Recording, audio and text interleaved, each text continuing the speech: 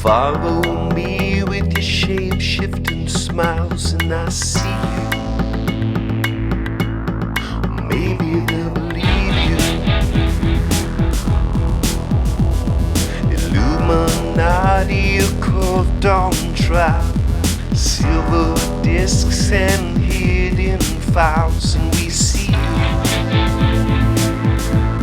We've got to believe you. Blast off. Blast off. Blast off. Blast off.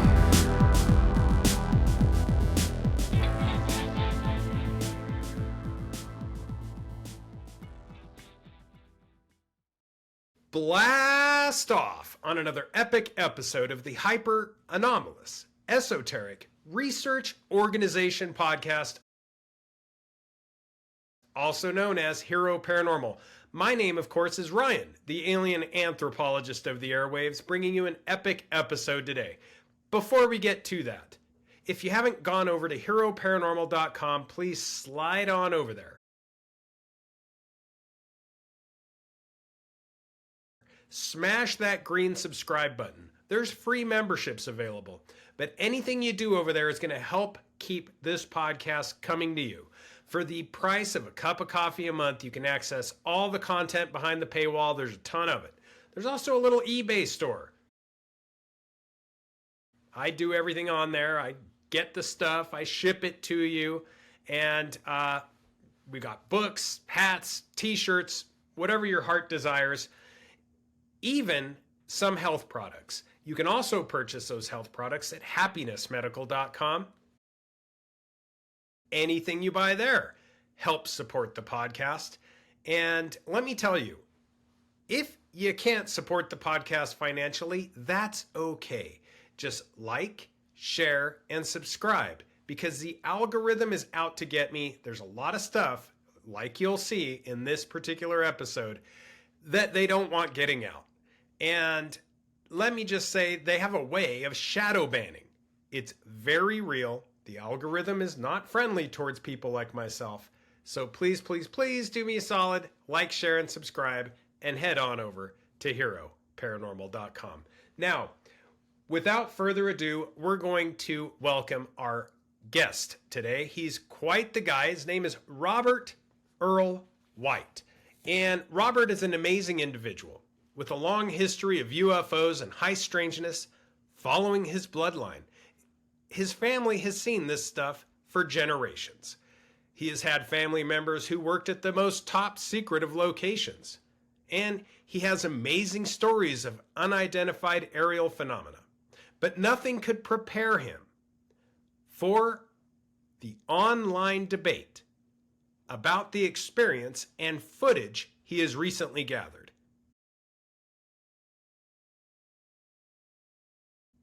He has, without a doubt, in my opinion, captured some of the most provocative footage of a possible Skinwalker, Rake, Wendigo, or non-human entity that I've seen in quite some time.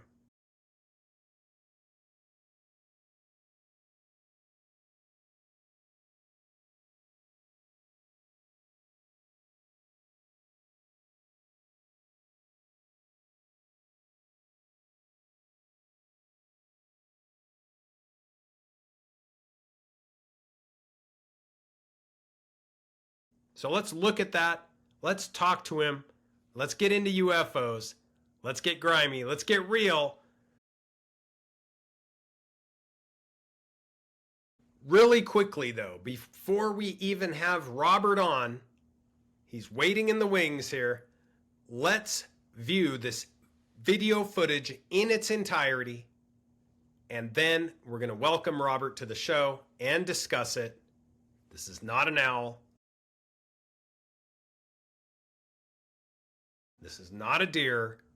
This is, in my personal opinion, along the lines of a non-human entity in the woods, in a very remote location, near military facilities,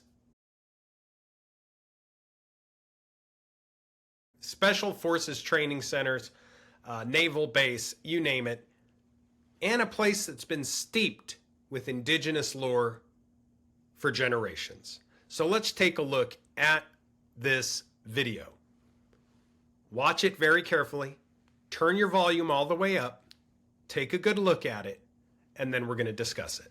Prepare for some amazing stuff. Here it is.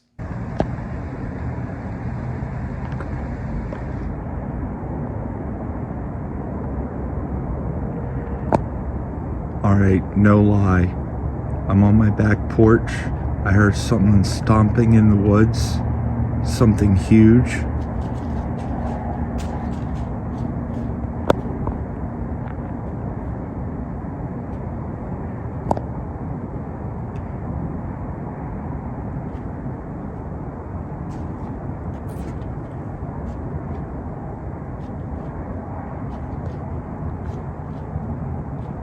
Why is it coming closer? I have no idea what this is. It's like right up here. I'm not gonna lie. I'm a little freaking spooked right now.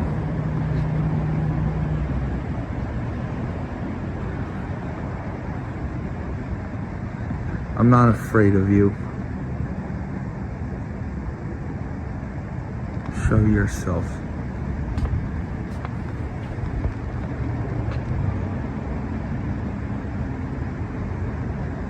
I stood my ground. I saw your eyes. The eyes were not visible. I couldn't see anything. I had my flashlight on. I couldn't see anything. This thing is big. I'm not that high off the ground, but I'm high enough to where I thought it couldn't attack me until I saw how high its eyes were. There it is.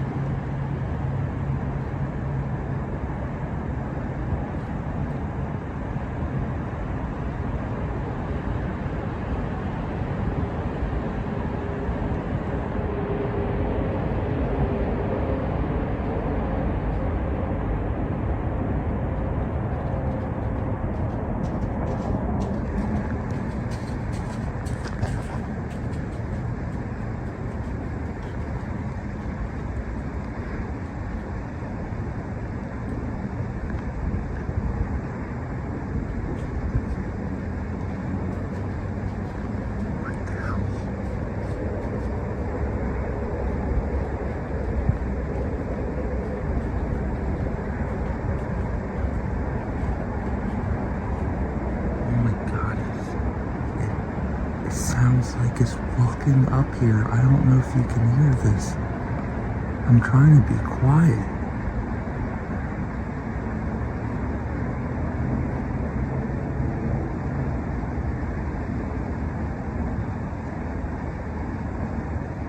Robert Earl White, welcome to the Hero Paranormal Podcast. Thanks, Ryan. I'm glad to be here. It's going to be a fun one.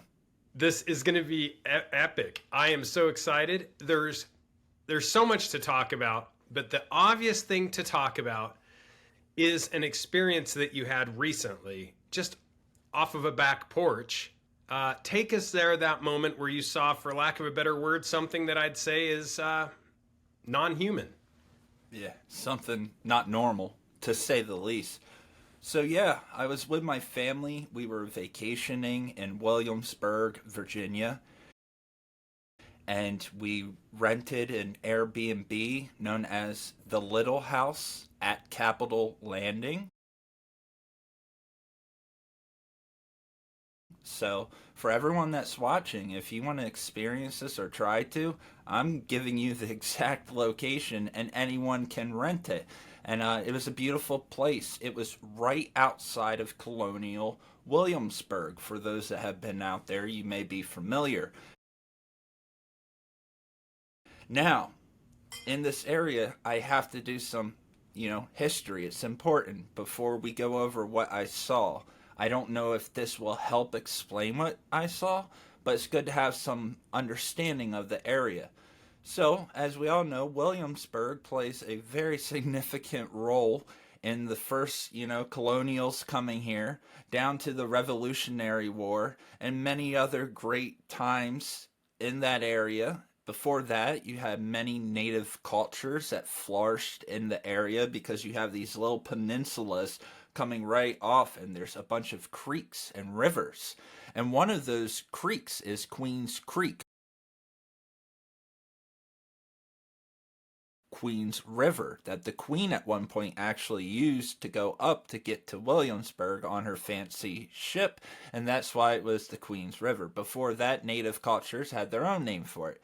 Moving forward, so the property of this house was directly on top the hill, hence the name of the house, and looking down was the Queen's Creek, like a little bit of marshland and then a steep slope.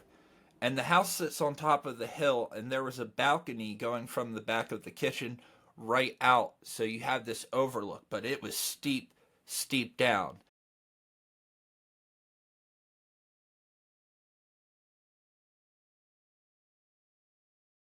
In the video, it doesn't look, it's really hard, depth perception and stuff like that. It's really hard to tell, but it was actually really high up. High up enough that I thought this creature I encountered, wouldn't be able to get me, but then I started to think otherwise. That's a whole nother thing. So, now, something really important. On the other side of that Queen's Creek, which you have the photos for in that map I showed you, but on the other side of that, there is a Special Forces training facility, and I was told by a man who retired from there and still has access that it's really not Special Forces. Due to national security, I'm not going to tell you what it is because I love my country and I don't want to compromise any missions, but it is a training facility. It's just not what it's labeled at. We'll leave it at that. Then south to it is a naval ammunition base, which they store tons of all the ammunition for the Navy right there. And it's not far from Norfolk, which is a huge Navy center in Virginia. So there was that. And the creek, once you got over, there was a highway that makes a boundary. And that entire property, all the forests, the facilities, the airports, the training facilities, the weapon depots, is all fenced off checkpoints. Civilians can't just go on there unless you have a badge or you're delivering something for a commercial, typical military base. And you can't go past that point. So where we were staying, there was a creek. And then to the left of that, there couldn't have been anything. There's a completely closed off. And the fence in the military place, you would think would stop many animals from getting through. So it would be very unlikely that something, came over that, or maybe it could. When everyone sees what's in the video, we don't know what we're dealing with here. But I think that was really important because I'm not a cryptid guy. I'm a UFO, extraterrestrials, history. I'm that kind of guy. I grew up hunting. I was a hunter. We lived off the land, waking up about 4:30 in the freezing cold. It's still dark, sitting up in the tree bow hunting, waiting for the deer to come when the sun rises. I've spent a lot of time out in the woods, observing things with my grandfather as well. So I'm not like some city boy, and look at me. Do I look like a city boy? Not really. Maybe with the bugaboo, the crazy shirt on, but anywho, so that's a little bit about this area. And it is a beautiful property. It's Airbnb, the little house on Capitol Landing. You can find it, and it's a beautiful place. So it was late at night, around 10:30ish. I can't remember the exact time. It says in my phone, obviously, from the video. But I was going out, and my family's inside, and I wanted to go out and smoke a cigarette. In the video, you actually see stuff blowing around. That's my cigarette smoke. That's all I was doing. I was going to check my social medias, and smoking a cigarette out on the back porch. And I was looking up, trying to see satellites, UAPs, stuff like that, shooting stars. It was beautiful, a different view of the sky that intrigued me. So that was my intent. And I'm smoking and I hear footsteps. And this is before I started, the footage. This is before I hit record. There was obviously something that prompted me to just start recording in the video. And what you see in the video, that is the exact moment.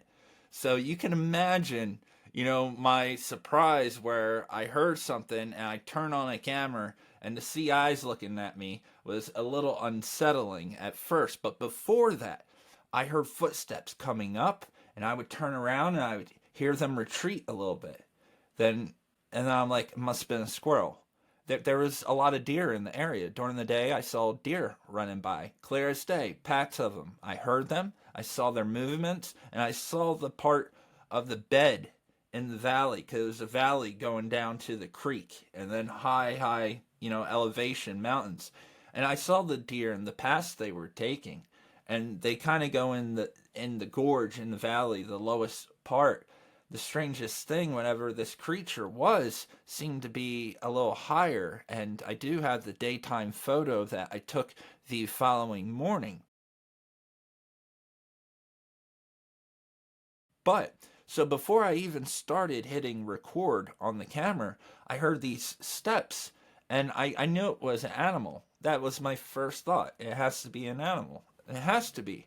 So, I turned on my cell phone, 4K, 30 frames per second, which enhances the exposure. It's a good quality for nighttime. It's the best you can do on an iPhone 13.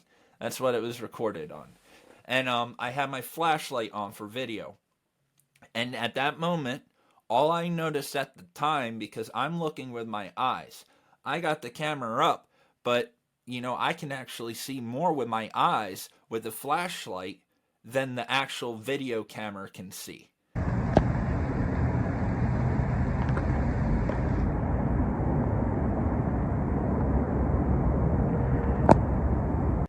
From the light, I can see way more. I saw way more than what the cell phone picked up.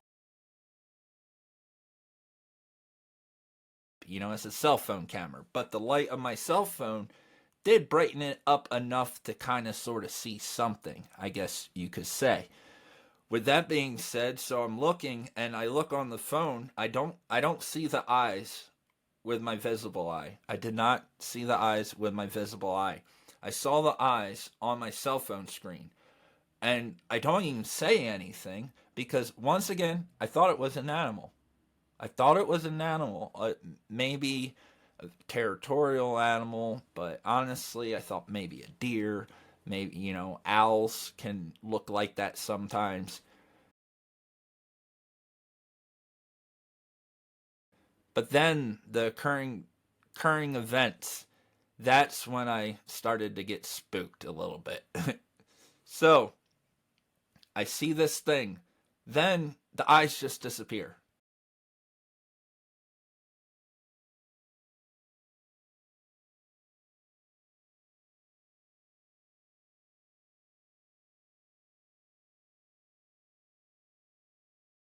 I mean, off. You don't see them like rotate or nothing. They're looking right at you, and boop. And I'm like, huh, like what do you do in that situation? And I was still thinking it was an animal. I'm a logical person. Yeah, I believe in a lot of wild stuff out there, but you got to be logical, and I try to be at least. So I hear it, but I hear it stomping, and the foot patterns are weird. As I mentioned, the day before I saw deer running, and they have 4 feet, and there's a certain pattern. You hear that, that it's 4 feet moving. You hear that. With this sound, I've actually listened to it, and that's on TikTok. I made a point of saying turn up the volume, and when I tell people to watch the video, I tell them you got to turn the volume up. There's been people that are watching it and they say, "Oh, it was an owl." Did you listen to the volume and the footsteps running? The owls don't do that, and they're like, "Well, the wings could have been flapping. It could have flown to another tree." Go watch YouTube videos of owls flying. They're amazing predators for a reason. You don't hear their wings flapping. That's how they're able to. If their wings were making a bunch of noise, how would they be able to pick that mice up off the ground? You know, it would know it was coming, and mice are very skittish. Owls are extremely quiet. It's actually quite amazing physics how owls operate. And I should know something about owls because I have an owl tattoo on me. So I'm very familiar with owls, and that's why I laugh. People are in the comments telling like the trolls it's an owl. They're like, since when did owls start walking on the ground breaking sticks and leaves? You know?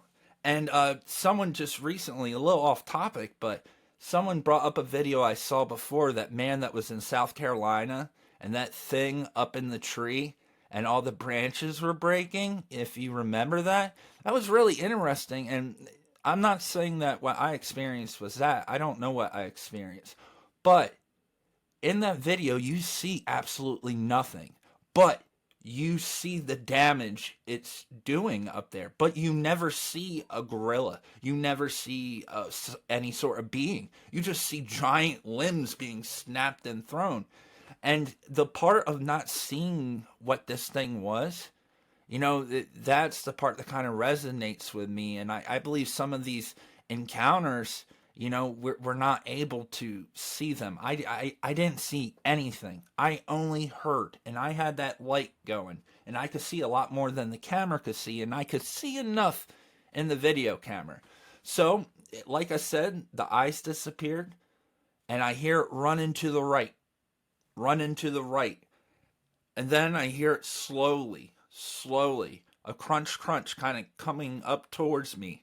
And in the video, there was like a bush, like a bush tree. It was really, really green. It was right off there to the right. And you see me turn the camera towards it because I thought it was going to come up out of that. And I wanted to see what it was. I was sort of, kind of still thinking it was an animal. But I was kind of curious of why it wasn't running away. You know, all my encounters with animals in nature, the second they knew of my presence, they went the complete opposite way. I've never had an animal, you know, I've had animals engage me, then back down, you know, but I've never had one like kind of, you know, and like I said in the beginning, seeing those eyes looking right at me, it's a very unsettling thing to know that something's watching you. Like watching you. I mean, it was so direct. It had to be direct for the light of the camera to make it light up like that. It was so weird. But I know when watching the video and, you know, at different contrasts and exposures and whatnot, that, you know, you can see some sort of figure. A lot of people said, oh, it's a deer body, that. I've heard everything you could think of, you know. But continuing with the story, I'm looking at that bush, and off in the distance, not with my eyes, only with the camera, I saw one single eye open, which I don't really even say anything in the video because I didn't see it. But when you watch it before the double eyes reappear again, you will see one single eye, which is kind of strange. Kind of strange, I only see one eye. And it was a lot further. Then I hear this walking and stuff, and I'm listening to it. I'm like, whatever this is walking and scooting around, it's, you know, the sound of it would be a big, fat doe, a big buck, you know, a heavy animal. And being in Virginia, you know, a big animal, even possibly a bear, even though we know it's not a bear, but a big animal, weight size. That's, if I had to compare it to an animal, I would compare it to that. But, you know, the steps, which once again, deer, 4 legs. A lot of animals have 4 legs. Not too many animals have that double step like that. You know, it's weird. It's weird. So I'm recording, and I'm looking, and I'm just waiting, and I'm like, this is interesting. And I was really expecting, then I pan the camera down, and I show how high I am, showing people I'm up on a balcony. I said, I thought I was safe, but after seeing how high the eyes were, I don't know, you know? So I'm recording the same area. Then I try to zoom in, eyes disappear, but I come up on the eyes again. Two eyes. They're slightly different color this time, which right there, that's kind of weird. I mean, I heard that creature run to the location that it was, hence why my camera was on it. And then here, the eyes were glowing one color, and over there, they're glowing a different color. Here, the eyes were red, and over there, the eyes were almost a whiterish white of some sort. That's kind of weird to have the same animal or creature or whatever it may be, Skinwalker, whatever, you know, Dogman.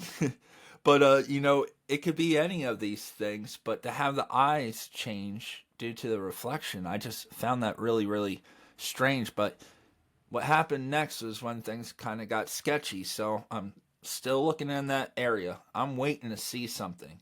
Then I see the two eyes pop up again. Not red, like a whitish color. They pop up. I zoom in on them. I'm like, oh, I got you now, buddy. I got you. Because I was hoping that the camera would pick up the body of the animal or whatever it was. You know, I had the feeling that something was stalking me, like something was watching me. That I just had that yucky feeling, like my privacy was being spied upon by this whatever it was. So I'm recording it, zoomed all the way in. It's kind of horrifying when you watch the video. Come all the way zoomed in. Then the eyes just poof. And each time, just like the first one, it's like they evaporate. You don't see some sort of creature, the shadow. You don't see the shadow of the creature. When the eyes move, you don't see the shadow of the creature like that you should see. Like a back of a deer head. You know, antlers for bucks. With the doe, yeah, they don't have antlers, but they still have a head. They have a jaw. You should see at least a little shadow of something. It was weird. So, after the eyes just disappeared, I am not kidding, and you can listen to it in the video. Straight charge right towards me. Loud, fast. The speed of it. You can tell the speed of it. It was fast. You know, right towards me, and like, you know, I start getting jerky with the camera because I'm like, where's this thing going to come out of? I don't see it. By the time I see it, it's going to be on me. I hear it. It literally, to me, it sounded like it was within 5-6 feet of me. You know, it sounded close, as if like someone was walking right next to you. There wasn't much of an echo from it. Like when you hear something in the woods from far away, there's kind of like an echo to it. You can tell it's farther, but this wasn't like this. It was like, it was right in front of me. And at that point, I got a little uneasy. And then the video ends shortly after that. But I kept recording. I have more footage, but it stopped. And here's the weird part. And it was one of those things when you're in the experience. You know, I was a little spooked, but my curiosity was overcoming my fear. My curiosity had to know what this thing was. And a lot of people are like, oh, you know, they don't understand I was on vacation. This wasn't my property.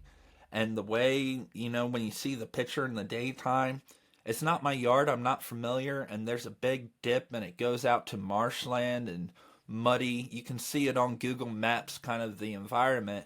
You know, I'm not going to go down there. No, I'm good. This ain't my backyard. This ain't the woods I hunt in. No, I'm good. Also, being so close to military bases, if they saw someone like me, 6'8", red-bearded guy walking through the woods, they would probably think I'm Sasquatch and try to take me out. So yeah, no, I'm good. No way. And so I stopped, but I kept on recording, and I didn't hear the footsteps anymore. And what's so strange is, if it was some sort of animal or something, I should have heard those footsteps retreating at some point. But after that point where it comes up and it rushes me, it just stops. Like, where did it go? I should have been able to record the footsteps going away. I stayed out there for another 25, 30 minutes recording. There's nothing on the footage, but I just stayed out there just in case. And then the next morning, I took the photo of the same spot where I saw this. And a lot of people with the owl theory, once again, when you look at the daytime photo where the head was, there is no tree or branch for an owl to be on. What the tree you see in the video right there, that's the only one. Behind it, there's a huge valley, a gorge, and it goes all the way through to another side. So it's weird. It's weird, man. I don't know what it is. I know what it isn't. It isn't any sort of normal animal. Yeah, maybe some sort of crazy thing escaped from some zoo or something. I'm not an expert in this field, but I can tell you from my experience of being in the woods, it was unlike any other sort of animal I have encountered. With that being said, so I know what it isn't. What it is, I don't know that either.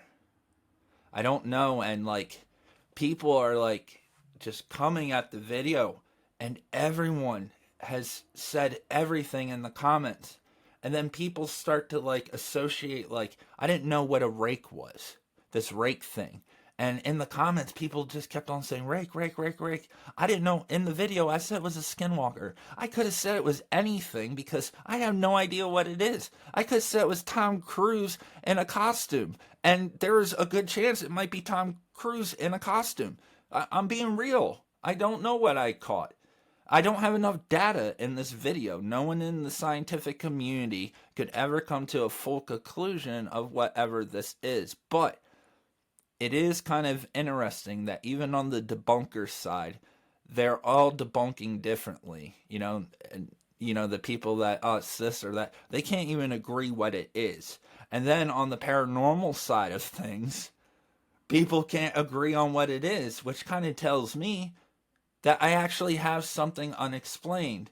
When something is so unexplained, people have a tendency to believe to connect it to whatever weird thing they are familiar with. You know, they just have a tendency, and then it got to the point where, because people were calling it a rake, people were associating and saying, it looks like the rake, and they showed that fake photo that all the ghost paranormal teams use on their covers on YouTube, you know, that little creature skeleton thing, and they're like, oh, look, he just overlaid a rake over here. I'm like, I'm not even the one calling it a rake.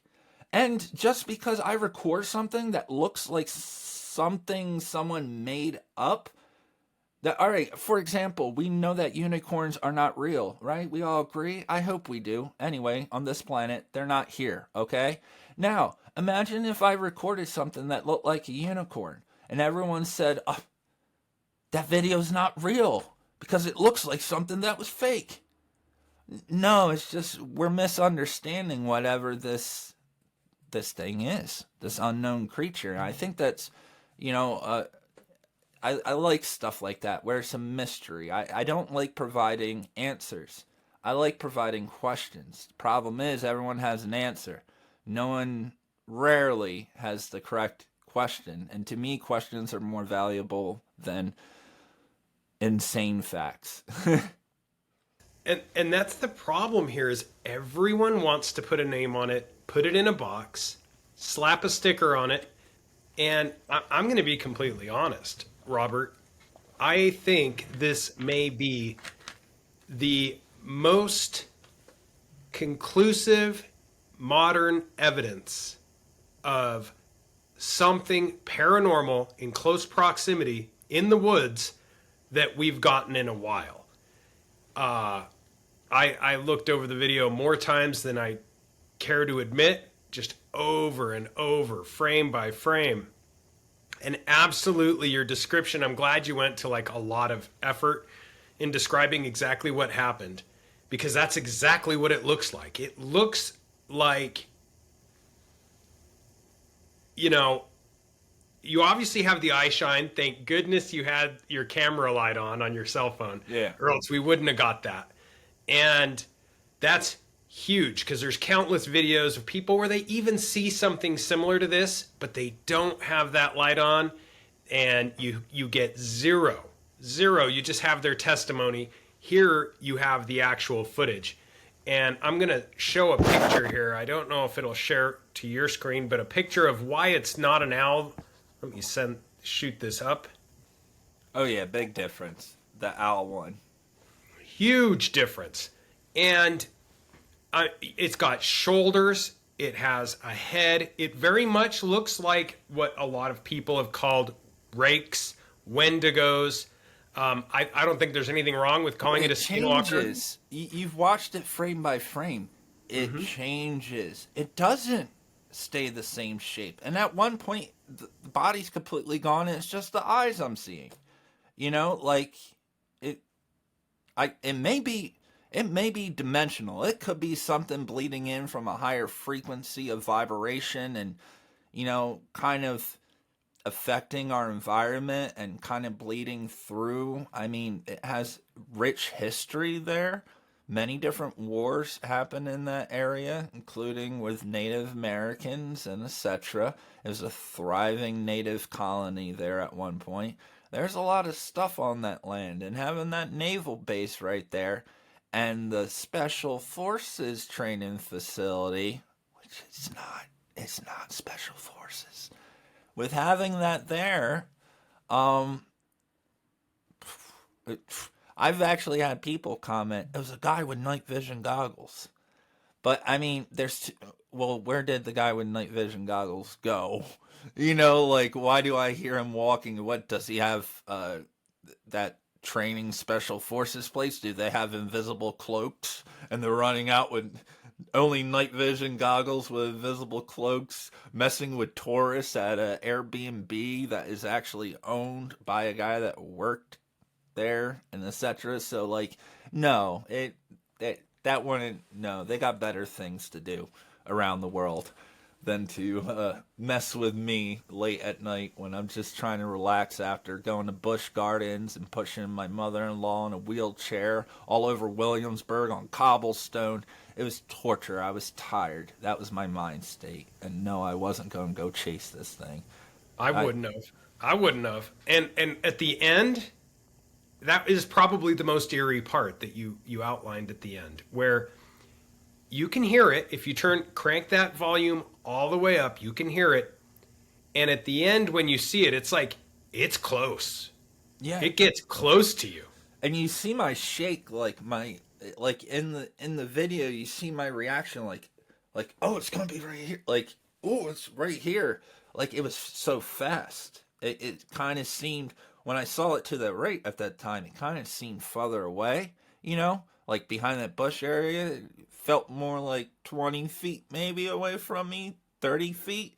So I felt like, all right, comfortable distance. I'm recording the eyes, and those eyes disappeared, and it came right towards me. And then, unfortunately, what was going on before, it was even louder. Whatever, everything that was happening that prompted me to turn on that, it was going on for, maybe 3 minutes. It didn't take me no time. I hear something crunching in the woods, even if it's an animal. I love animals. I'm curious. Is it going to be a raccoon, a fox? I'm just going through all the animals, and I wanted to record an animal. I love nature. I love recording animals. Love watching birds, things like that. So I was just trying to record a cool animal doing crazy stuff that night, but kind of felt like I got something more. I think you got a lot more. I'm glad I don't live there. I'm glad that's not my backyard. Yeah, man. And like you said, you're kind of elevated on a porch. You're sort of looking down, and so there's a little bit of that, you feel a little bit safe. Yeah. And it looks like, even if it tried to get me, unless this thing is supernatural, which I believe it is, but unless it's got superhuman strength, I'm going to get a couple seconds, jump on it. And you're That's looking what I down. thought. Right. Until it got to a point, and I'm glad it stopped, because I don't know how much more I could have been recording. But it was, being at that height, I was scared, but I was trying to This ain't the first unexplained paranormal thing that has happened to me in my life. Since I was 3.5 years old, that's when I had a UFO crash in my backyard, and my mother was an abductee, and Bud Hopkins was working with her. She was in hybrid programs, and I've been around stuff my whole life, and I've seen a lot of things, a lot of weird things. I've done a lot of paranormal investigations at some really amazing places, including one of my favorites, Lake Shawnee Abandoned Haunted Amusement Park. I'm great friends with the owner, and there I actually saw a full body apparition. And it was broad daylight. I didn't realize it was a ghost. I described it to him, and that place is it's awesome. In their little area there, we just went camping there. We had the whole entire property to ourselves for a weekend. I just hung out, and it was a native Shawnee burial mounds, the whole area. So it was beautiful. And I have native in me. I'm Abenaki Native American. My family, my grandmother came off the res. Our surname is Wasaemit of the Abenaki. And my great grandfather, he was a canoe maker. He built 2 magical canoes by hand, and he rowed them with Avery Rockefeller, the Rockefeller. Avery Rockefeller actually bought one of my grandfather's canoes that he only made 2 of, and him and Avery Rockefeller were like best buds, and they used to go out on this canoe on Lake Amperson in upstate New York. Only them. And they were called magical canoes. Then you go back farther, and then Jerome Pierre Wassamet was the chief of the Abenaki tribe, and we come from a magical native family on my father's side. And then on my mother's side, my mother, we can trace back to the Mayflower, etc. I'm not going to get into genealogy, but I have a very old family here. I know my genealogy. I have it on paper going back to 900 AD. It stops there for good reason, and the past is past. It don't matter. But yeah, it's amazing. And, I've always kind of had a connection with odd things. When I was young, I was slightly autistic, probably still am, just learned how to control it. I struggled with a lot of things. I had a pet deer, pet Doberman. My pet deer was my best friend. I had a hard time talking, couldn't really talk, but I was a super genius at math. One of my school's math bees, with the tisms, you excel in one thing and then other things are kind of a mess. I couldn't talk. But hey, I went on to be an English teacher in the Middle East, where I lived for 2 years in Turkey. So I lived over there for 2 years. I went to Bible college, became a pastor. I was in a heavy metal Christian band that was signed, toured, had CD in stores. I've done it all. And I lived in the Middle East. I studied, the Hittites. I've been to Göbekli Tepe. I've been to so many awesome places and studied the culture out there in Mesopotamia and Sufism and, a bunch of awesome things that I really don't talk, because when most people talk to me, it's all about the UFO crash, and people are so intrigued about that story that they kind of never really take the time to find out. And I'm just one of those people where I just don't share everything I know. I have questions, and if someone asks me the right question, I'll give them the right answer. But looping this all to, everything you just heard, you can believe that even as a pastor, I've seen some crazy things. I personally believe that everything in the paranormal world, I just think everything is like, I don't want to say misidentified, but misunderstood. I've seen so many weird things, and every time I see something, I never have the same answers as the ones who are experts on the matter.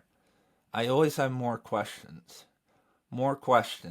and I like it that way. Because, life without mystery, or, if I just knew everything, what would be the point? You know what I mean? It keeps it exciting, and I think that's why so many people are so interested in the paranormal. You know, it gives them hope that there can be things that maybe we don't understand. It's humbling. It's humbling. That's what it is. And I think that's what's so cool about these experiences. And you mentioned you've had UFO experiences, which I think go hand in hand with a lot of these other legendary experiences, whether it's seeing cryptids or ghosts or anything else. And I'm really glad that you mentioned the Shawnee as well, because there's something known as the Wendigo that in the Algonquin tribes, which the Shawnee is one of, and which was near where you were. And this area where you were at is an area that there were many indigenous tribes near Williamsburg. And the Shawnee tribes, like the Shawnee and Cherokee, would often negotiate treaties and stuff and come through. But these Algonquin tribes speak of these entities that have sort of a psychosis where they can you can't really distinguish what is and what isn't real. And I think that's what, similarly with skinwalkers, many times when people try to depict them, we get the same explanation. You can't really tell what is real and what isn't real, what is not. Are they there? Are they not? Are they hallucinations? Are they delusions? I mean, if this was not captured on camera, you would probably, I know, I would have a hard time believing you. You would probably be second guessing yourself. I would have thought it was just an animal and passed it off, right? That a strange experience, you know, but after analyzing it and going through it, I had a good idea that it was something strange. And you know, certain places I believe hold, you know, certain energies that may attract certain things.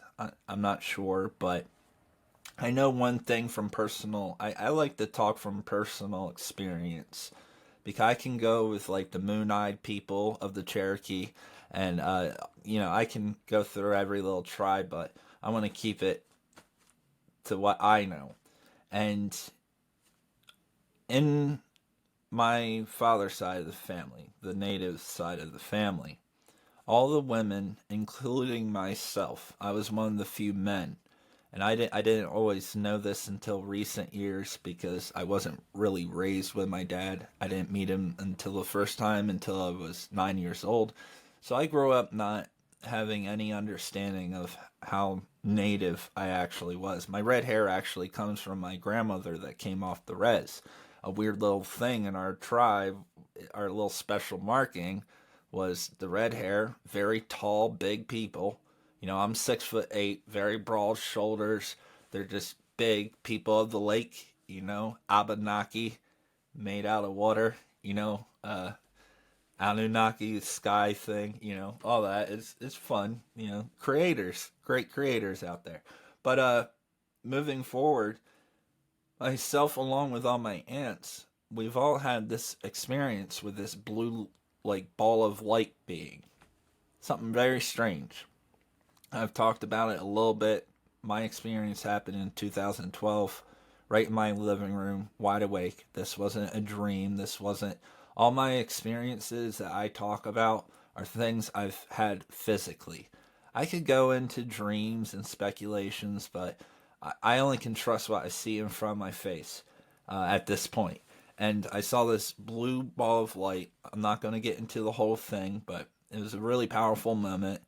And then, you know, 6 years went by. I finally got to see my aunts again after 5 years and talk to them. And it turns out all the women saw the same thing. They all knew. And I'm like, man, you guys would have been nice to been able to talk to when I was over here by myself thinking I was wackadoo, losing my mind, you know. And at the time I was a pastor, and, you know, and I tried to explain it to my church, and, you know, it's for people that read a whole book of paranormal stuff called the Bible. It's crazy sometimes how closed-minded they can be.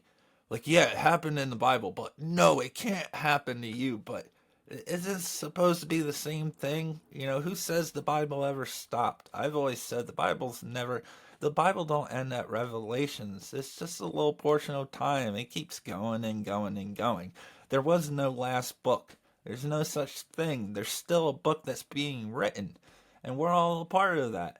And it will continue to be written, and there will be new messiahs, new this, new that, new culture ideas, new empire takeovers, new philosophies, new science, new technologies, and then eventually we'll just blow ourselves up and start all over again. It's the Ora Bora, as you said earlier in your live.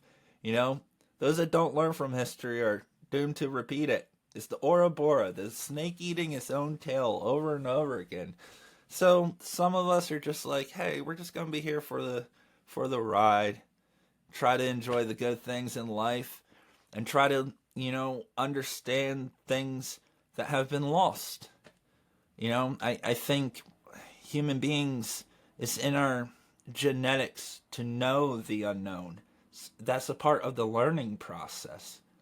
No one would have ever learned mathematics if someone didn't take the time to create it.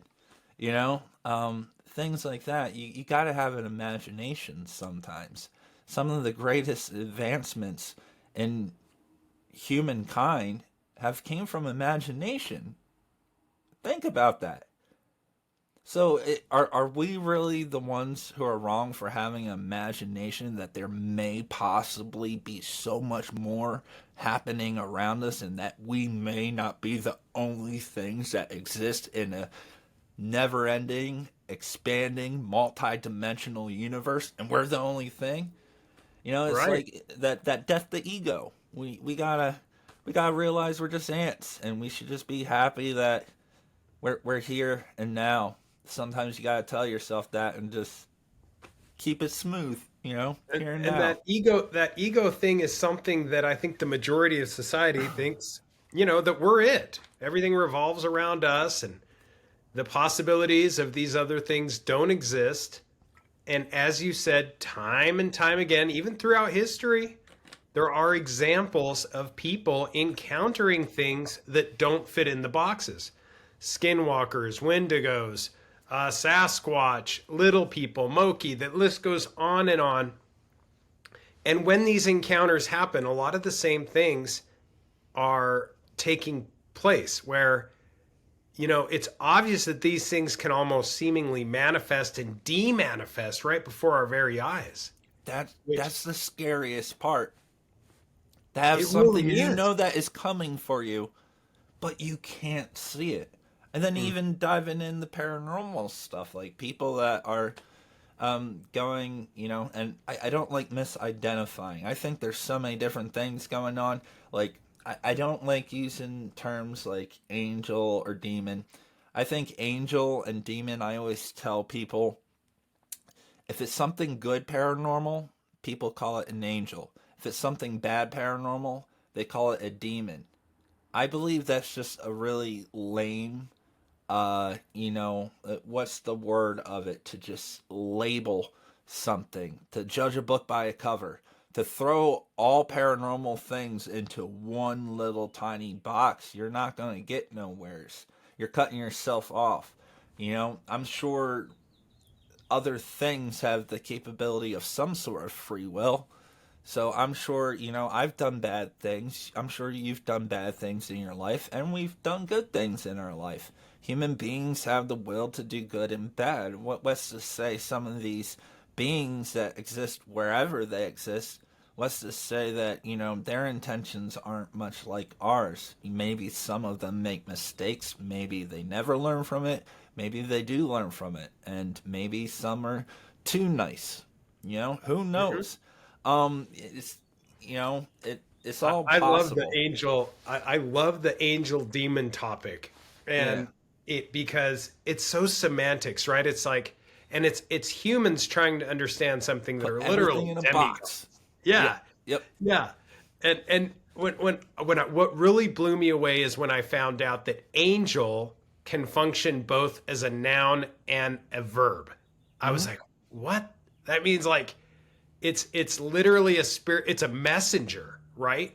And so angel is also a verb, kind of like angler. You know, is that fisherman good or bad? It's like, well, I don't know, but he's fishing. And it's the same thing with these spiritual beings. Does But he with, let the fish go, or does he chop his head off and cook it up for later? that's right. Chop his head off and cook it up later. Unless I'm just catfishing, then I put them back. I don't want them. But big striper, oh yeah, that one's going. Anything else, I'm just doing it for fun and letting them back. So it depends on the day of what kind of species I am. Some days I'm a predator. Someday I won't kill a fly. You know, it depends on the day. Yeah. These are, you know, forces that have probably been in these woods long before this Special Forces Training Center, long before this naval base. I looked into it, Robert, and this is wild. This used to be one of the biggest bases around. Like, it's huge. It's And massive. it's I rode past massive. it on that highway when we went to Busch Gardens. We had to go by it, and we took a couple little backways and stuff, and we didn't get into it, but we saw the entry gates and all that, and it's big. And there was a lot of big gates, big. Yeah, who knows what's back there? And this is, you know, I don't want to go down this, like you said, this the military aspect. Let's go. No, I'm all for it because Well, there's a lot. as you know, areas of high strangeness oftentimes come with military investigation. And as an example, in Utah, this farming ranch land that was steeped in history of shape-shifting skinwalkers ends up being the most scientifically studied paranormal hotspot on the planet, backed with black budget funds Through from Robert the Bigelow. Pentagon. Yeah. Through yeah. Robert Bigelow, who had the funds from the Pentagon to investigate this. Then they get the answers, and then they don't tell anyone. 100%. It's And a let me tell one-way you valve. why. Let me tell you why. I keep telling people disclosure will never happen. Oh, why you say that? Stop being. I'm like, no. Let me explain why. They've been very clear with preconditioning for many years now. Yes, they're preconditioning us to believe in extraterrestrials and UFOs. They want us to be preconditioned that that's the issue, that's the threat, and they rather have us all preconditioned thinking about that, because there's one thing more terrifying than aliens observing humans and maybe manipulating and doing things without the knowledge of the human knowing that it's doing it. That's the fear they want to put into people. And the reason they're doing that, and they rather allow the public to believe that, is because of the reverse technologies that subcontractors that don't answer to Senate, they don't answer to Congress, they don't answer to subpoenas, you know, they have these technologies. And you know what? You better believe the men and women that are in control of keeping these technologies from the public's eyes, you would too. You would too. I personally believe this is what I believe. I believe we have the right to be taught what these technologies are. I do believe that we do not have the right to have these technologies, especially if you've ever seen the people that exist on the internet. No, we should not have these technologies publicly, but the public should be made aware of these technologies, and they should know if these technologies are being used against us. And of course, if these technologies can be dumbed down into a practical something they can control and be safe for the public, yeah, you know, hand them out. You know, give them cell phones. They won't hurt nothing. Oh, we've done horribly with cell phones, and you can't really like hurt anyone with it. And look at what we've done with the internet. Look at the brainwash. I mean, look at it.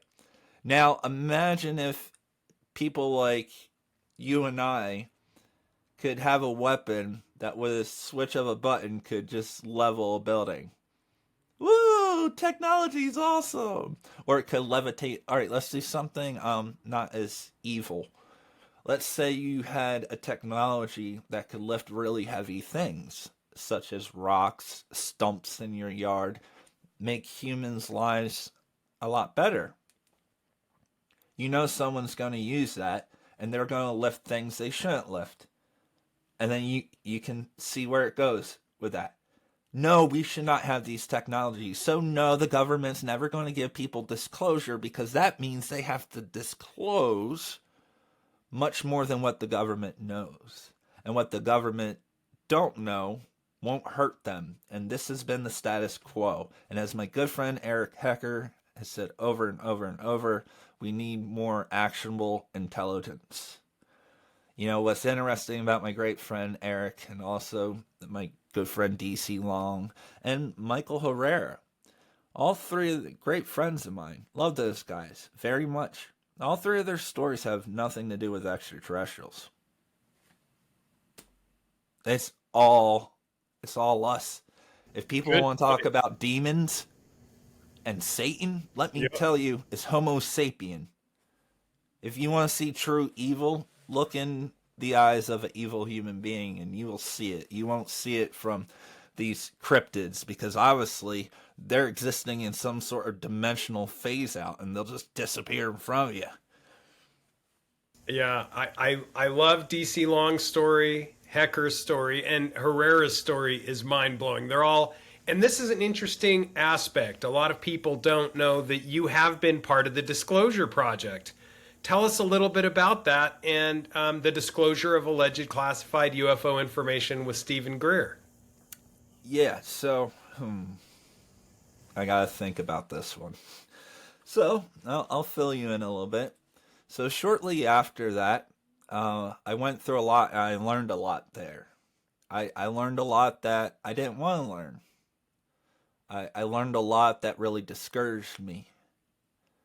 And I took a break for a year and a half.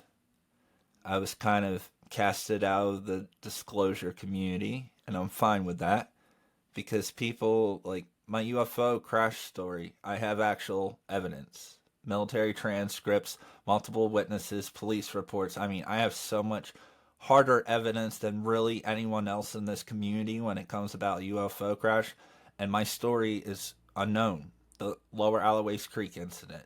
And after going to Washington, D.C., and becoming friends with whistleblowers such as DC Long and others, I was filled in on certain information, and I realized there's no point of trying to go up against it. And I left the disclosure community.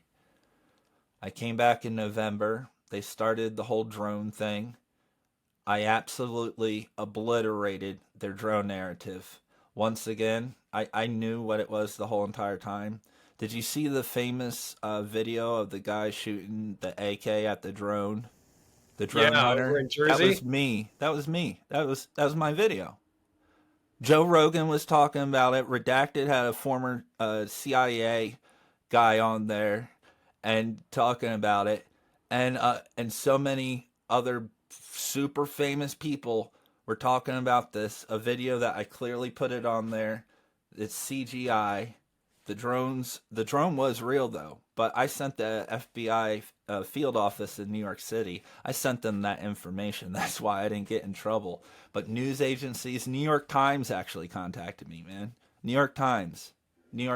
And I told them all these people are spreading fake information. I know it's fake because I'm the one that posted it. And the only reason I did that was because the second I started coming out and doing my skywatch and stuff, that's when all this drone stuff and the news showing videos of 727s flying by, commercial airplanes.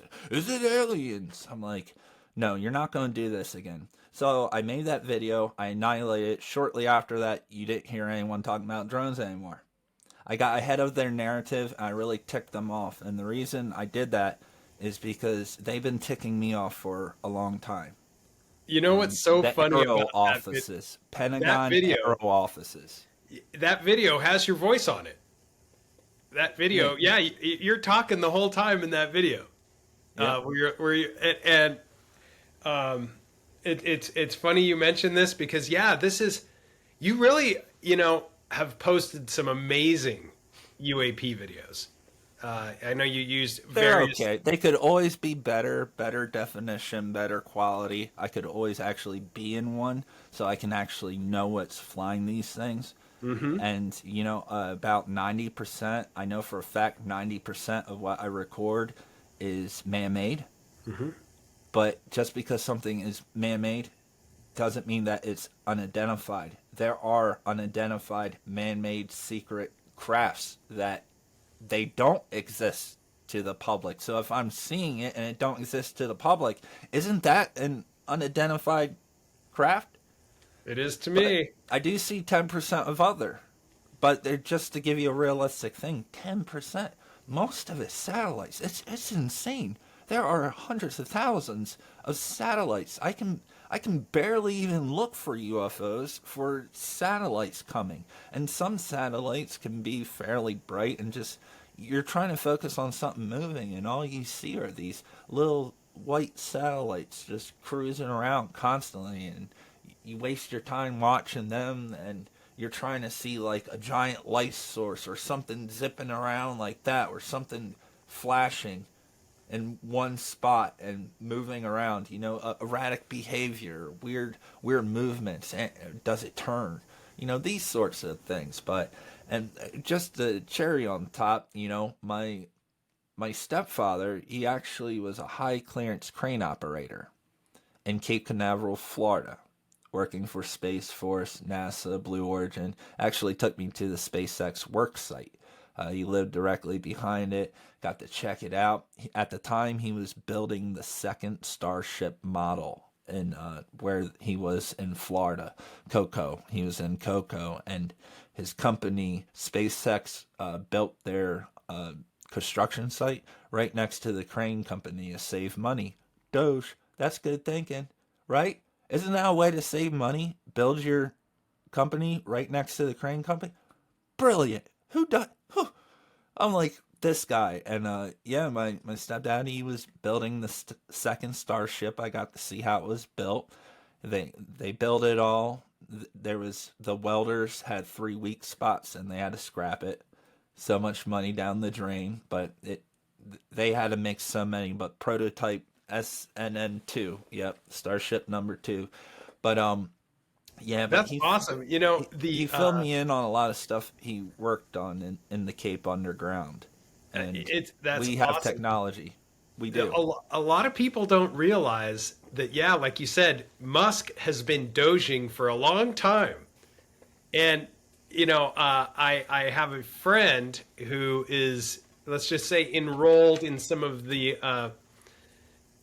projects. And he told me that, yes, Musk is like, this is normal, par for the course. He would launch on Christmas, for example, because it was cheaper. He would launch, he would, like you said, he's saving pennies to make the big bucks. Yep. And back to what you said, something really struck me, and I couldn't agree more, Robert, when you were speaking about Herrera, yourself, and the fact that realistically, when you're a whistleblower, and you're talking about these things, there's very little to gain, right? Very little to gain and everything to lose. I mean, there's a long Unless list. you have a book to sell. Yeah. There's a long list of Don't have people a that have book. they've lost everything. DC Long. I mean, a long list of people who have lost everything because Yeah. they're not willing to just move aside and let the machine continue. Well, see, my suffering on this matter was up to the point where I found the evidence. It took me 30 years. I didn't have any way to prove this. And like my mom, myself, thinking we're crazy, throughout my life, I would, certain friends that I had 5, 6 years, people that knew me, knew my character, they would come over, my mom and I would be there, and there would be something on TV like the movie Men in Black, and we would start to share our experience with the UFO crash. And the actual Men in Black showing up to our house in 1991. 1991. X-Files came out in 1993. The movie Men in Black came out in 1996. This is 1991. Men in Black wasn't quite a thing yet, especially in that time area, and we lived out in the middle of nowhere. Of course, that's where these things happen, all the time. It's always out in the middle of nowhere, just backwood country, Jesus-loving folk, no crazy talk, nothing like that, farmers. That's where these things always seem to happen. And yeah, and I remember my mom, and this was like the pain I had witnessed. I remember one time, we, other times I would share it with friends, they would kind of give me that look, but the one time where I learned I had to keep my mouth shut and it shouldn't just be something that I lead a conversation with, was my mom. We would always have bonfires and parties at our house and have different people, family, friends over, sitting around the bonfire, Christmas lights around the thing. And the fire went every day, 24/7, and the lights stayed on.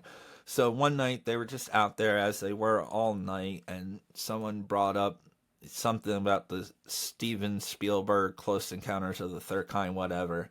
And my mom started to tell her story, about the UFO crash, her abductions. She was working with Bud Hopkins, MUFON, and a bunch of other people as well, doing hypnosis regression therapy, yada, yada, yada, yada. She was contactee. But the pain, she was sharing some of the experience, and all the people around her started saying, "You're effing crazy, you're a wacko B." And these were like her friends and stuff. And my mom, and they're like, "You're lying." And my mom said, and my mom started crying and she screamed. And at this time, I was maybe 8 years old watching this, sitting there. And she started screaming and crying, and she stood up and she said, "I'm not an effing liar. I'm not an effing liar." And she was pouring her eyes out and ran off. And I was sitting there and I felt so helpless because I knew my mom was telling the absolute truth. I experienced it. I knew she was telling the truth. And I watched all these drunk guys sitting around this fire, completely just obliterating my mom and seeing her pain. I learned I need to shut up. So yeah, I understand the people that actually go through this, the real pain and suffering. Like when I first started sharing my story, and the spiritual community was very involved, and I'm like, I want revenge. Like the Men in Black that threatened my 22-year-old single mother that if she didn't report the UFO as a helicopter crash, they would take me, her 3.5-year-old son, away from her. I want to find those men. And I want to do bad things to them. I want justice.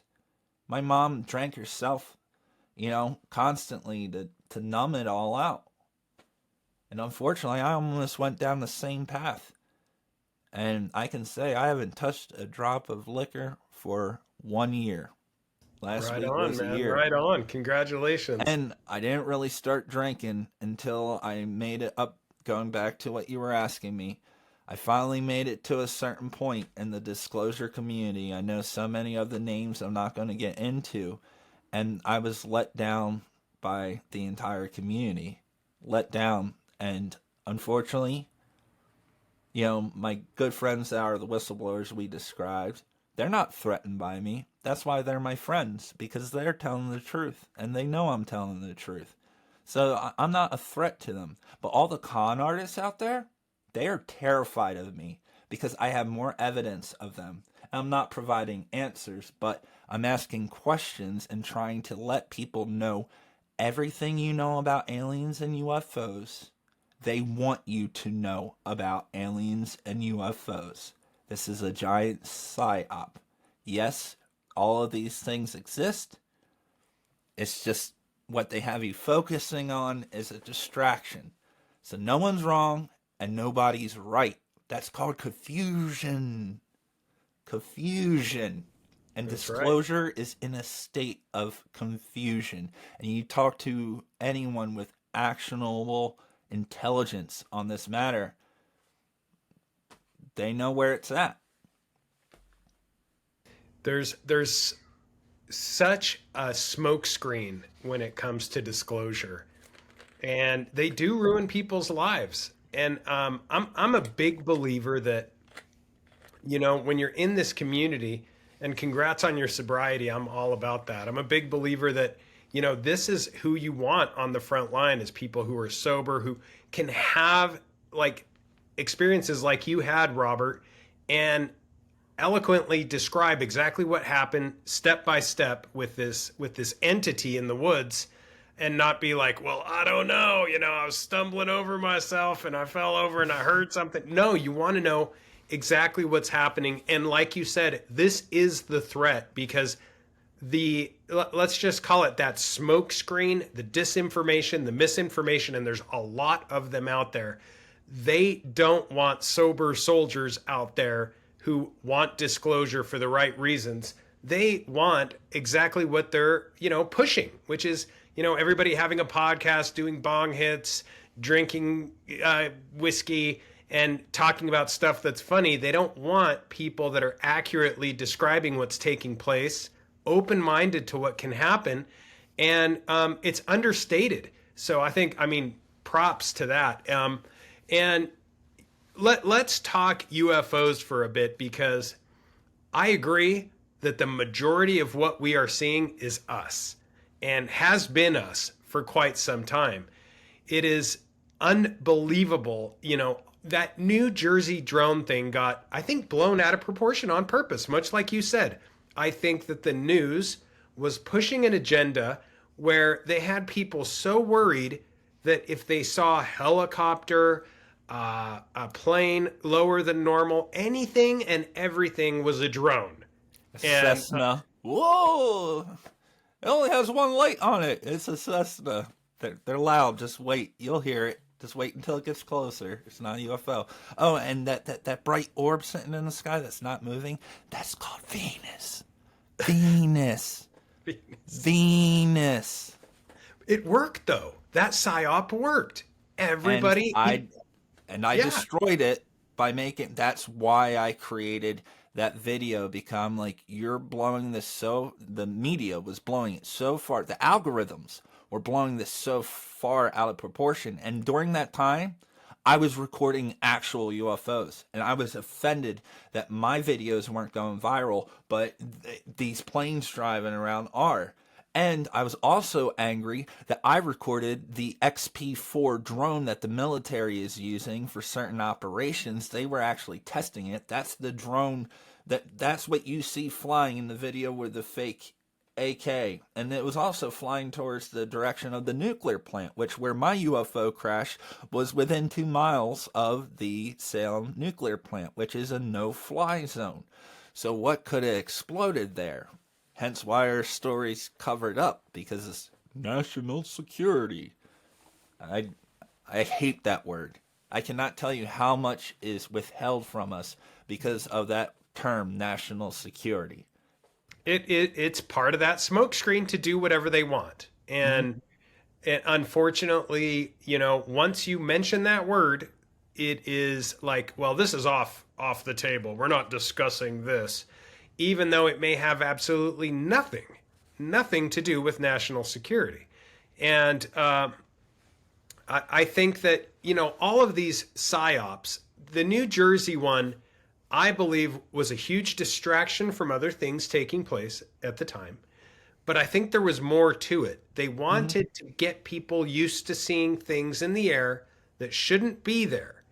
And it's very odd, because it seems to me, and I could be wrong, that a lot of the powers that be seem to be almost monolithic in nature, in that they want to control all narratives, not just one or two, all narratives. And it's the same as like when that Chinese spy balloon came by. All of a sudden, we're seeing UAP everywhere for 3 weeks time, and then it shuts down. I mean, they're absolutely everywhere. We're shooting them down. They're over here. They're over there. Everything's happening. And then it's like somebody said, okay, we're on to the next project. and that psychological operation is over. It's fascinating. And what I learned from sources that work at Lockheed Martin here in New Jersey, and I made a video. Of course, my video don't go viral. I even said I solved the drone mystery, but no one liked my answer. People don't like the truth. The algorithms don't promote it. Algorithms love lies. The more you lie, the more views you will get. Let me tell you. You don't believe me? Look at mainstream media. All right, right there. The biggest liars of them all. So, like, the thing about... Oh, what was I going to say? Shoot. Oh, I just forgot it. Oh, the drones. Yes. Lockheed Martin, I'm sorry. The reason why they wanted the public to believe they were something else is because, once again, this is like what I said earlier. There's one thing scarier than aliens, etc. And what I was told, that most of the actual drones, there were actual drones. I had a former police officer, a good friend of mine, Anthony Essen Player. He was in Staten Island, and he was recording real drones, like actual drones, just like me. And we're sky watchers, so we know a difference between a Cessna, a military craft. So we were actually recording these drones. And source from Lockheed was telling me they have highly sophisticated drones with satellite capabilities and technologies far beyond whatever, and they are using them to search for people and or things. And that was it. I'll tell you what, to know that they can use these drones to watch you inside of your house and not you can have your shades down, you can have your walls. They have extreme satellite. Yeah, you want the public to believe it's aliens. Yeah, that's 727. Yeah, that's UFOs. Oh, that drone. Oh, aliens. One thing about the government I've noticed, anytime it's theirs, they blame aliens. And anytime it's aliens, like in my case, they say it was a downed helicopter that was never found, reported missing, or anything like that. That's what they do. Every time it's actual aliens, the government says that it's theirs. And anytime they say it's aliens, it's actually theirs. A good little rule of thumb for the psyop that we're all in right now. That's always the narrative. Opposite. It's called Project Mockingbird. Project Mockingbird. That's how they operate. And I know it. And they hate me for knowing it. It's funny you mentioned the drones being able to scan and look in people's homes, because I was just discussing this with somebody. And four things. Yeah. I was just discussing with someone how, now this technology is out there. This person told me legitimately it's out there, just as you mentioned. And he said that the main reason, the narrative about not using lead paint inside a home or outside of a home, was because this would block it. He also said, the health thing, sure, but that's not really the real reason. And he said the other thing is the reason they're so open concept now with living like homes. Everybody wants, knock down that wall, knock down the other wall. We want an open floor space, open concept living plan. It makes it easier for them to see everything inside, the less walls there are. And it's fascinating how something as simple as scanning and invading our privacy dictates what we see as being preferred living space. And to back you up on that, whoever your source is, good on them, okay? Because I'll tell you what, we're homeowners. We have a second house that we rent.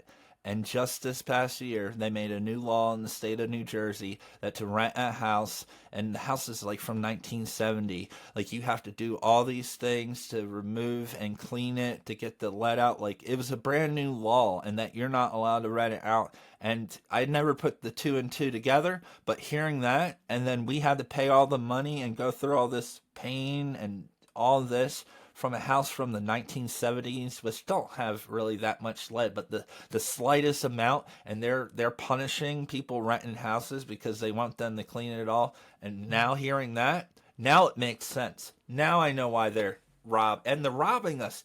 They're making us pay for it. They're making you pay for it. You got to get the permits. You got to get on to pay them to take my rights away. That's right.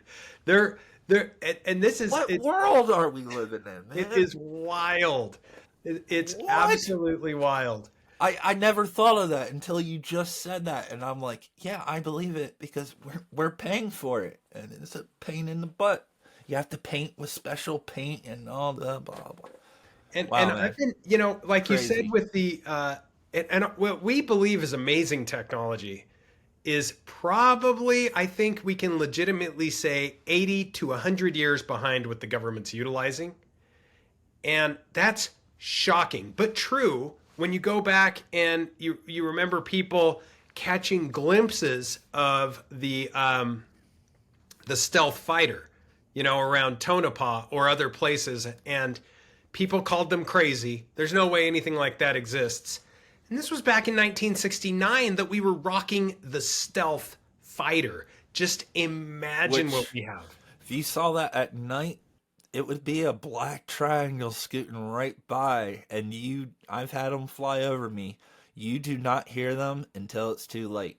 You only hear that low rumble, very low frequency rumble when they are directly above you. Which, if they are, it's already happened. It's terrifying.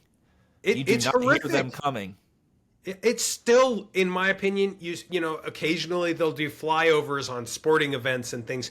That thing still looks like reverse engineered It's technology. still creepy. I Oh saw. yeah. I was fishing right outside of Atlantic City, surf fishing, and my stepdad and I, and he was Marine, so he was just always aware of his surroundings. He noticed it before it got to us, so I got to watch it cruising and cruising. I'm like, and it's so big, and it was flying low, showing off, and see something that big, and it looks like it's moving slow because it's so big, and it almost seems like it's gonna fall out the sky, and it's just this triangle shape, and it's like, how's it even up there? And then you don't hear anything until it's a little past you, and you're like, oh, I do not want that dropping anything on me.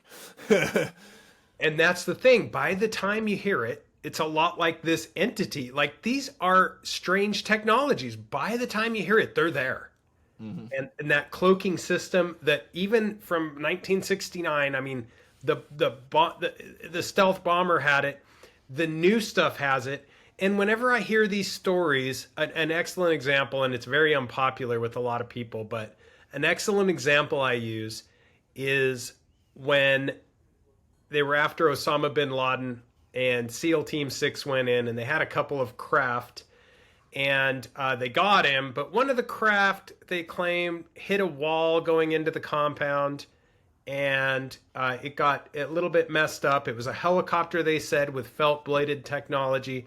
So they just decided to blow it up because they didn't want the enemy to have that. I've heard from a source who allegedly knows, and they say that that helicopter was not exactly what we would picture as a helicopter. And when these things are out there, and if they're damaged in any way, shape, or form, they prefer to just destroy them than have anybody get eyes on them. And, that whole, I could go on and on about that weird engagement with Osama, because no body, it was all kind of shady. A bunch of the SEAL team members ended up dying. I think one ended up having a sex change. It just gets weird. Hmm. And nothing really made sense from a special forces perspective. But like you said, a lot of times these things like that special forces training center near where you saw this are not what they appear to be. Hmm. And there's a lot of narrative involved and a lot of psychological operations, and things are not always as they appear. And the kind of sort of wrap it up, 'cause I do have to go take care of my grandmother. You For know, sure. she's on hospice. So if people try to reach out to me and stuff, I've been really busy the past 4 months. A full time caretaker. It's been really hard on me, so I haven't been doing as much. But um, when my stepfather working for Cape Canaveral, all that, working in the underground facilities, I remember him explaining the technology that they have down there, and he couldn't. He couldn't explain it. He was extremely intelligent, extremely intelligent guy, and he couldn't even describe it. But I'll tell you what, the way they get down into that base is a lot like what DC Long same technologies of that levitating granite block. It's amazing how they can make a runway hold just heavy machinery, 747s, everything, like the smoothest elevator, a giant piece of landing way that just goes right into ground, very, very, very deep. And the lights down there, the technology, even though he was using primitive technology to build not primitive technology. It's funny, we're building things with things like cranes, and they still need those subcontractors. Subcontractors are the people we need to really talk to. They're the ones building these projects, not people in Congress or Senate. It's the That's right. That's right. You need it's to the talk to welders. yeah. It's the welders. It's the plumbers. Yeah, the HVAC guys. These are the yeah. Totally, man. Hello, They're the ones that see this and then they're like, "What did we Congress. just see?" Congress is too busy interviewing, others. Yeah, man. Keep So fighting the good fight, Robert. As I we wrap appreciate up, it. bless you. Thanks for everything you do. And tell people a little bit about where to find you, how to support you, if you have anything where they can donate or anything along those lines. Yes, so on YouTube, Robert Earl White, Order of Light. You can find me there. I got a TikTok. I lost 6 TikTok accounts. I used to have hundreds for the thousands. I've lost every social media platform, even X. It doesn't. It, long story short, when you got the people censoring me that I do have censoring me, it don't matter how free speech or whatever a website is. I'm not getting. Nope, nope. And they control it. Google owns YouTube. All the algorithms. So if you can find me, go ahead, add me, Robert Earl White on YouTube, Robert Earl White on TikTok. Also, my Facebook, because they deleted it after 13 years for no reason at all. Actually, after I did my interview with Laura Eisenhower, I did an interview with her. Oops, put me on the wrong radar. That was the best interview on her page. And then, long and behold, about 3-4 days after, I lost my Facebook for no reason at all. I'm like, okay, maybe that wasn't such a good idea. But now it's Robert O'Rossi. But if you type Robert Earl White, it'll pull me up. But it'll be O'Rossi. I had to change my name because I'm not allowed to be myself. So yeah, that's it. And also Awesome. my email is orderoflight777 at gmail.com. Order of light 777 at gmail.com. Yeah, that's it. I Awesome, really man. appreciate you Well, having you're me on. definitely you're with the right Fun. folks. I love Laura. She's great. And Yeah, yeah. This was a fun conversation. yeah, we'll have to do it again, man. Thanks so I much. Be you blessed. brought up some really good things. Good questions and things. We got to talk about different things. I get so tired of talking about my UFO crash. I'm burnt out on it. So it was really nice. I appreciate it. Thank you, brother. I'll have to have you back. We'll have to go into that one because that's an amazing story. All right, man. Take care. Have a blessed day. Appreciate you.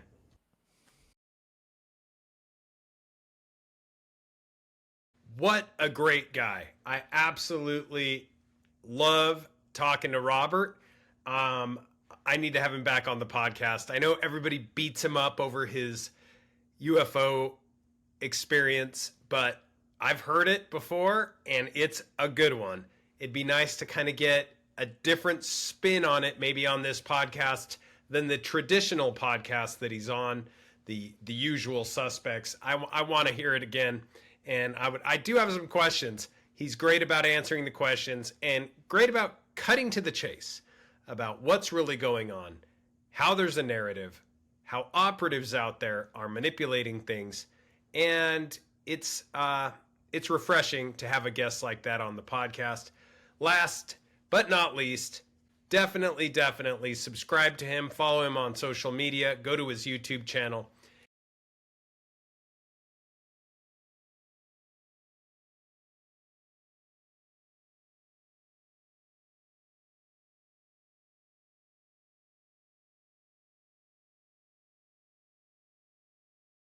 And if you have a chance, please go to heroparanormal.com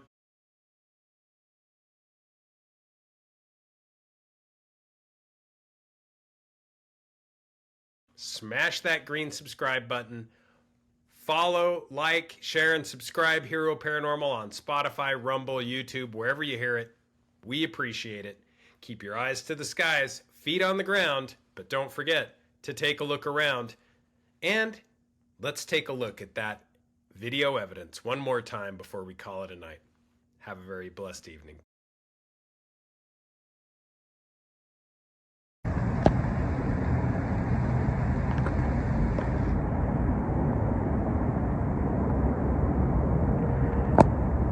Alright, no lie. I'm on my back porch. I heard something stomping in the woods. Something huge.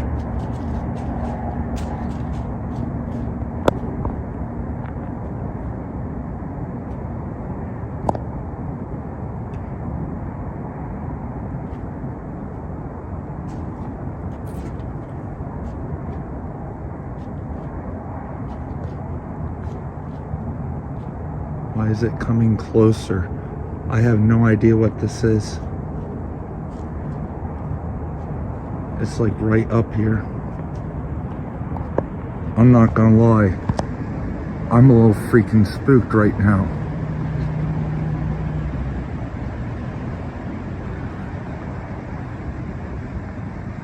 I'm not afraid of you. Show yourself.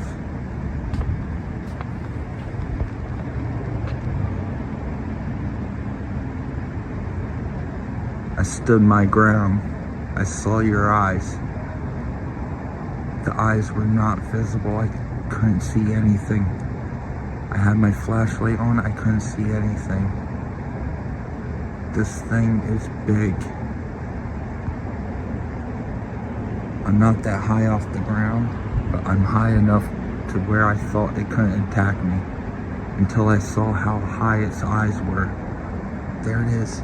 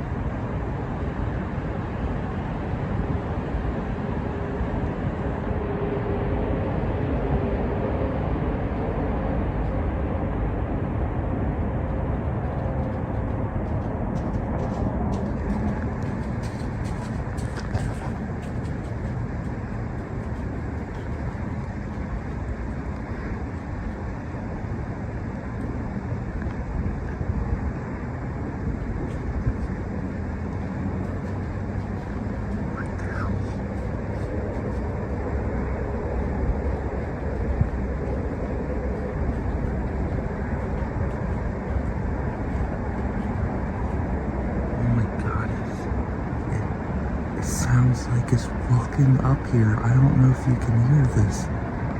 I'm trying to be quiet.